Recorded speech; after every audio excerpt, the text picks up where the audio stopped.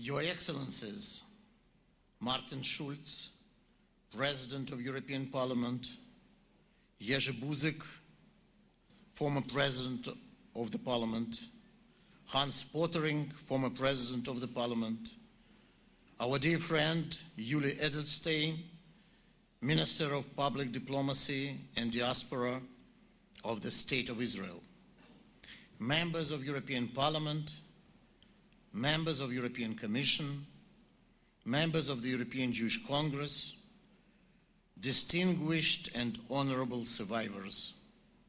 As President of European Jewish Congress, I would like to express my gratitude to our partners in this important and meaningful event. I also wish to express my personal congratulations to our dear friend, the new President of European Parliament, Martin Schulz, and to thank him for his patronage of this event. This is the third year we, the European Jewish Congress, are holding this event together with European Parliament, and together we're working to make International Holocaust Remembrance Day a permanent fixture in the European Parliament calendar. I want to thank President Schulz in particular for his contribution to this effort. International Holocaust Remembrance Day is fixed on a day of the liberation of Auschwitz, the largest Nazi extermination camp.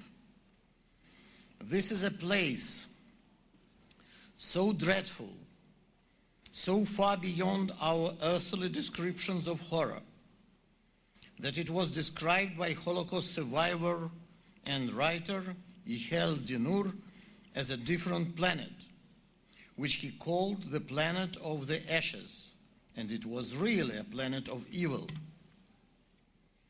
We remember very well our millennium European dogmas, ignoranta affectata and tabula rasa.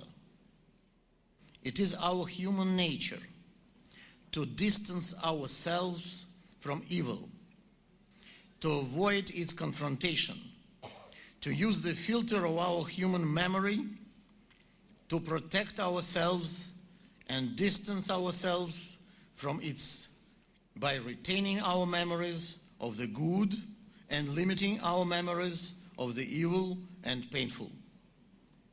I will never forget my first visit to this horrible place, Auschwitz. I was accompanied by a lady, a survivor of the camp. The picture was really surreal. Birds were flying around us and singing. The place was all green and the sun was shining. I asked the survivor what she was feeling visiting this place. She told me, "I am trying to feel the place, but I cannot. In the Auschwitz I remember, there were no birds, as there was no green and roots for them to eat, as we, the prisoners, ate any kind of grass that had the courage to grow in this deadly place, a place without sun and without soul." I thought to myself how much better it is for her, how much better it is for all of us to keep our memories and images of this kingdom of evil limited to its own different planet. How natural and understandable it seemed to me now that my father, the Red Army soldier during the war, who suffered terrible starvation and bloody battles, who was wounded and handicapped, and saw these camps of death close as a liberator, never spoke of these memories and never said a word about them at home. But thinking about this again, I understand how dangerous it is for humanity as a whole to do so, to downgrade such experiences only to some different planet.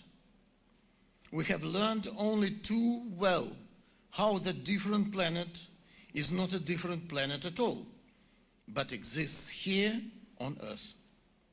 And if we don't remember it, and don't study it, and don't learn about it, we cannot learn from it. We can never confident, we can recognize it and stop its emergence in time, before it's too late, before the next planet of the ashes appears. We at the European Jewish Congress, the Jewish communities of Europe, who are rebuilding beautiful communities all around Europe from the ashes of destruction, took upon ourselves a mission not only to remember and commemorate the Holocaust, but to take practical steps to ensure that this darkest chapter in history would be remembered, its lessons learned, and preventive steps to avoid its repetition would be implemented. To that end, we joined forces with the European Council of Tolerance and Reconciliation, and together with the European Commission, initiated the establishment of a research and educational center dedicated to research human rights and phenomena of racism, xenophobia, and anti-Semitism, and especially the necessary convergation of tolerance and security.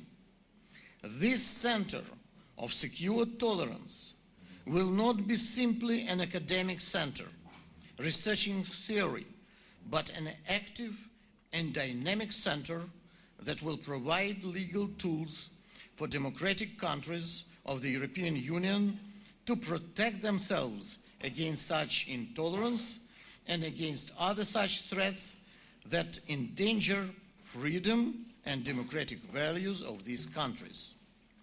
This center will also teach and train opinion leaders and executives of the EU institutions and member governments on topics of tolerance and reconciliation, to ensure these leaders always remember that somewhere exists the different planet, that we are forever committed to never again give it any place to emerge on the face of the earth.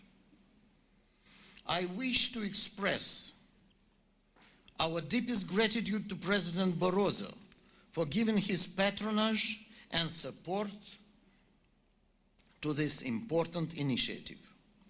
This year, we are also marking the 50th anniversary of the trial of Adolf Eichmann, one of the architects of the Nazi death machine who was brought to justice in Israel. I had a personal privilege of meeting General Zvi Malkin shortly before he passed away in New York. General Malkin was one of the Mossad agents who caught Eichmann in Argentina and brought him to justice in Jerusalem. General Malkin showed me the gloves he had worn to avoid touching Eichmann, as he told me he didn't want even to touch this horrible creature who had sent millions to their deaths. Sometimes we don't have the privilege not to deal with evil. Sometimes we don't have even the privilege to wear gloves. Today, we look to the east, to Iran, and we face again a new regime of evil that abuses its own citizens, that threatens to annihilate a democratic state, the only state of the Jewish people, and that threatens world peace and the very destruction of Western civilization. We dare not to delude ourselves, imagining that this kingdom of evil is somehow far away on another planet, or will just fade away. We cannot afford to ever again lose our own planet. We must act wherever or not we can protect ourselves with gloves. Especially today, in the special event of memory, I wish to applaud the European Union for its historical, courageous decision of yesterday to take finally very real action to lead the world's effort to stop the Iranian threat. The danger of non-proliferation regime of nuclear weapon created by Iran is the danger to Europe and world, much bigger than undervalued in 1920s and 30s Nazi danger, which killed later last century 6 million Jews and 44 million non-Jewish Europeans. This is an honorable policy promoting this planet's peace and safety. I wish to thank you again, President Schulz, for your partnership and leadership. I wish to thank you all for coming here today. Nobel Prize holder Isaac Zinger said, "Nazi wanted the power to be the law." We say today in European Parliament home, the law should be the strongest and dominating power in Europe, included, of course, the law of secure tolerance. Thank you.